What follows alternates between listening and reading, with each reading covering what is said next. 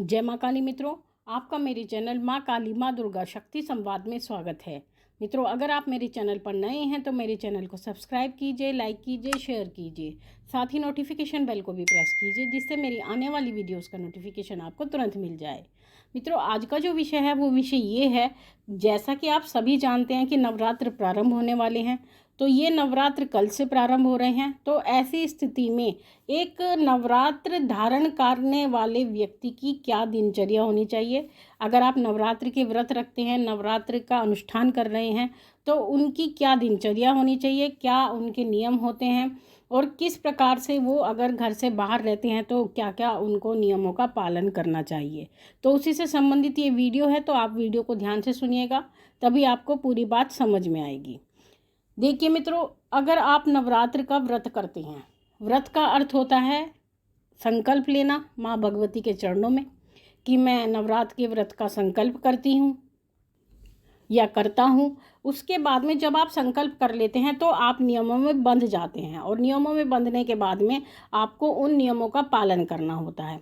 जैसा कि आप जानते हैं नवरात्र होते हैं, तो नवरात्रि के दिनों में या तो दिन और रात एक बराबर होती है, क्योंकि नवरात्रि का अर्थ होता है नवरात्रि, यानी इन समय में आप दिन में भी पूजा कर सकते हैं, आप रात में भी पूजा कर सकते हैं। तो इसमें पूजा का कोई समय नहीं होता। जब भी आपको समय मिलता है आप उसी समय पर पूजा प्रारंभ कर सकते हैं। अगर आप सुबह करते हैं, शाम करते हैं, लेकिन नवरात्र में आप दोपहर को भी कर सकते हैं, शाम को भी कर सकते हैं, रात को भी कर सकते हैं, अर्धरात्रि में भी कर सकते हैं, जागरण भी कर सकते हैं। जितना चाहें आप उतनी पूजा कर सकते हैं। आप सप्तशती का पाठ भी कर सकते हैं, आप गीता का पाठ भी कर सकते हैं, आप रामायण का पाठ भी कर सकते हैं। ऐसा नहीं है कि माँ भगवती का ही पूजा किया जाता है। आप जो भी पूजा नवरात्रि के दिनों में करते हैं, अपने इष्ट की साधना भी कर सकते हैं कि जैसा नवरात्र आते हैं तो ऐसा नहीं है कि केवल आप माँ भगवती की आराधना करें, क्योंकि सभी शक्तियाँ एक ही होती हैं और एक से ही इतनी सारी शक्तियाँ निकलती हैं। तो अगर आपके इष्ट देव भोलेनाथ हैं तो आप भोलेनाथ की भी पूजा कर सकते हैं, हनुमान जी हैं तो हनुमान जी की भी पूजा कर सकते हैं, माँ काली माँ दुर्गा की तो पूजा करनी ही होती है, भगवान विष्णु की भी कर सकते हैं, ठाकुर जी की भी कर सकते हैं। यानी इन दिनों में आप अगर कोई भी पूजा करते हैं तो सभी पूजा आपको फलीभूत होती है। तो इस प्रकार से आप जितना चाहें पूजा कर सकते हैं, सुबह शाम रात आप पूजा करें। उसके बाद में जो लोग भूमि पर शयन कर सकते हैं वो भूमि पर शयन करें। जो लोग रोगी हैं और बालक हैं या वृद्ध हैं, अगर वो भूमि पर शयन नहीं कर सकते या उनकी और भी कोई परेशानी है तो वो बेड पर, चारपाई पर सो सकते हैं। दूसरी बात, आपको शुद्धता का बहुत ध्यान रखना है। आपको, अगर आपने व्रत का संकल्प लिया है तो आप कोशिश ये करें कि घर का बना हुआ भोजन ही आप करें। बाजार के भोजन से सर्वथा परहेज करें, क्योंकि वहाँ पर हो सकता है अशुद्धि रहती हो, इतनी स्वच्छता ना रहती हो। तो इस कारण से मार्केट के बने जो प्रोडक्ट हैं उनका कम से कम प्रयोग करें। साथ ही आपको नमक का भी ध्यान रखना है। आपको केवल सेंधे नमक का प्रयोग करना है। ये जो समुद्री नमक आता है आयोडीन वाला, ये नमक आपको नहीं खाना है, केवल सेंधे नमक का प्रयोग करना है।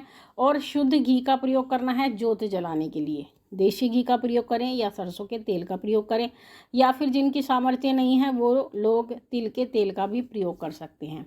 अब बात आती है जो बच्चे जॉब पर जाते हैं, जो बाहर रहते हैं, तो उनको भी ये ध्यान रखना है कि वो बाहर भी शुद्धता का बहुत ज़्यादा ध्यान रखें और कोशिश ये करें कि जो भी वो भोजन करें फ्रूट्स आदि का सेवन करें जितना हो सके।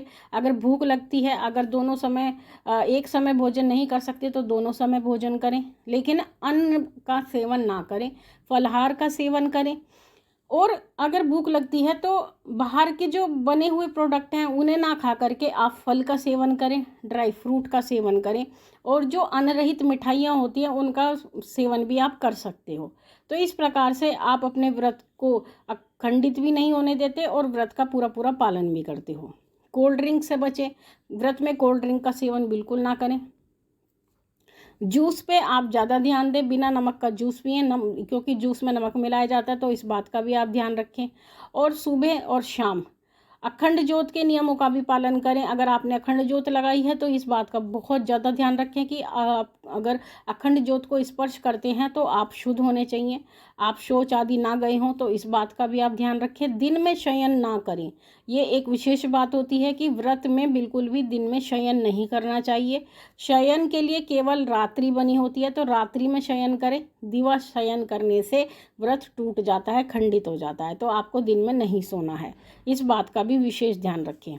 और जितना हो सके पूजा पाठ में मन लगाएं। अगर आपके पास समय होता है, आप खाली होते हैं, तो कोई आप चाहें तो आप गीता भी लगा सकते हैं नवरात्र में, रामायण का पाठ भी कर सकते हैं और शिव पुराण का भी पाठ कर सकते हैं। ऐसा नहीं है कि आप माँ का ही, सप्तशती का ही पाठ करें, कि माँ के दुर्गा के मंत्रों का ही पाठ करें, ऐसा नहीं है। माँ ऐसा बिल्कुल नहीं कहती है।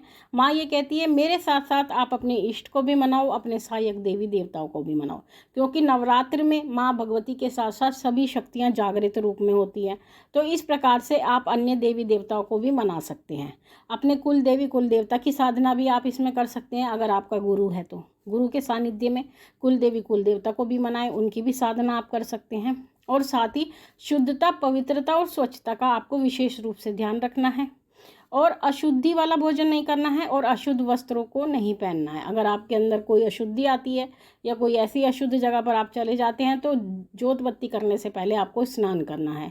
और बाहर से आते हैं तो भी आप कोशिश यही करें कि स्नान करके जोत बत्ती करें, पूजा पाठ करें, क्योंकि आप बाहर जाते हो, कहीं ना कहीं अशुद्ध स्थानों पर बैठते हो, उठते हो, तो कोशिश ये करें कि नहा धोकर, शुद्ध होकर, पवित्र होकर ही माँ भगवती की सेवा आराधना की जाए। और जितना हो सके मन से, तन से भले ही शुद्ध ना रह सके, लेकिन मन से शुद्ध रहने का पूरा पूरा प्रयास करें। और मन ही मन माँ भगवती का जितना स्मरण कर सकते हैं उतना स्मरण माँ भगवती का करते रहें। अगर आप और कुछ नहीं कर सकते तो केवल जय माँ काली, जय माता दी, जय माँ काली करते रहें, क्योंकि माँ का नाम जितना आप लेंगे उतनी ही अच्छा फल आपको प्राप्त होगा।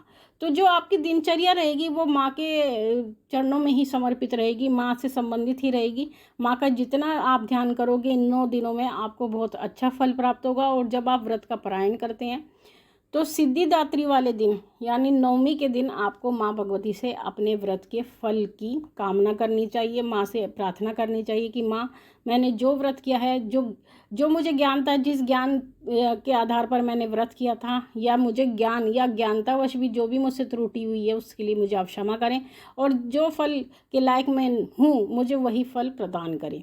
तो माँ भगवती सिद्धिदात्री आपको अपने व्रत का जो फल होता है वो प्रदान करती हैं नवमी के दिन। तो इस प्रकार से नवमी तक आपके नवरात्र चलते हैं। भले ही आपके घर में अष्टमी पूजन हो जाए, लेकिन कन्या पूजन कहा जाता है, व्रत का पारायण नवमी में ही किया जाता है। तो इस प्रकार से आपकी दिनचर्या रहेगी। और शुद्धि का आपको बहुत ज़्यादा ध्यान रखना है, ये विशेष बात मैं आपको बता रही हूँ।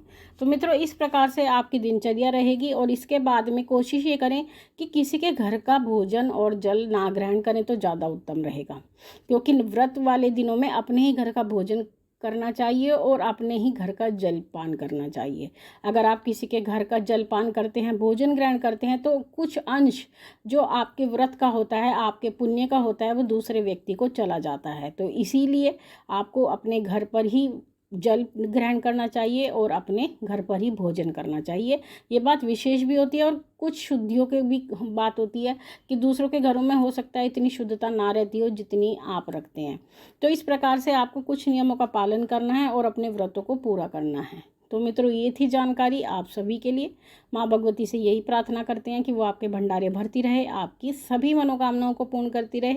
आपसे फिर मिलते हैं अपनी अगली वीडियो में। तब तक के लिए जय महाकाली, जय महाकाल।